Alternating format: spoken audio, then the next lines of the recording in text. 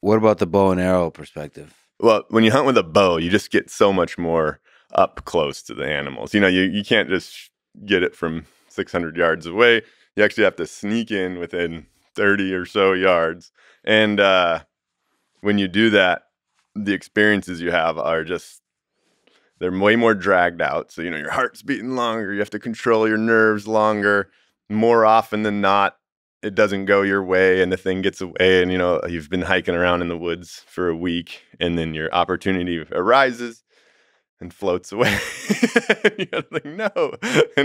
But at the same time, that's the only time when you'll like really have those interactions with the animals where you got this bugling bull, like tearing at the trees right in front of you, and other cow, elk, and animals running around you. You end up having really, I don't know, dare I say, intimate experiences with the animal, just because you're in it. You're kind of in its world. You're playing its game. It has its senses to defend itself, and you have your wit to try to to get over those. And it really becomes, it's not easy. They're not. It becomes kind of that chess game, and those prey animals are always tuned in. It's slightest stick, they're looking for wolves or for whatever it is. So there's something really pure and fun about it. I will say there is an aspect that is fun. There's no denying it. It's like how people have been hunting forever, and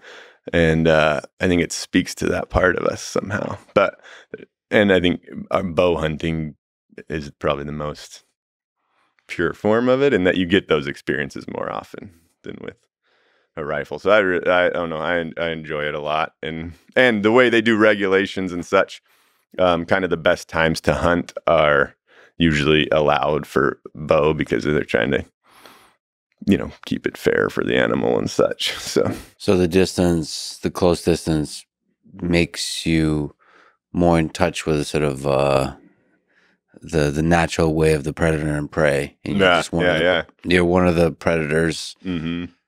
Where you have to be clever, you have to be quiet, you have to be calm, you have to all of that. Yep. And the full challenge and the luck involved in catching the same thing as the predators do. Exactly. How many times do they snap a stick and watch them run off and like, darn, my stock was failed, or so yeah, you're in that ecosystem. How'd you learn to shoot the bow? So, yeah, I didn't grow up hunting. I grew up in a area that a lot of people hunted, but my dad wasn't really into it, and so I never got into it until I lived in Russia with the natives. It was just such a part of everything we did and a part of our life that when I came back, I got a bow and I started doing archery in Virginia.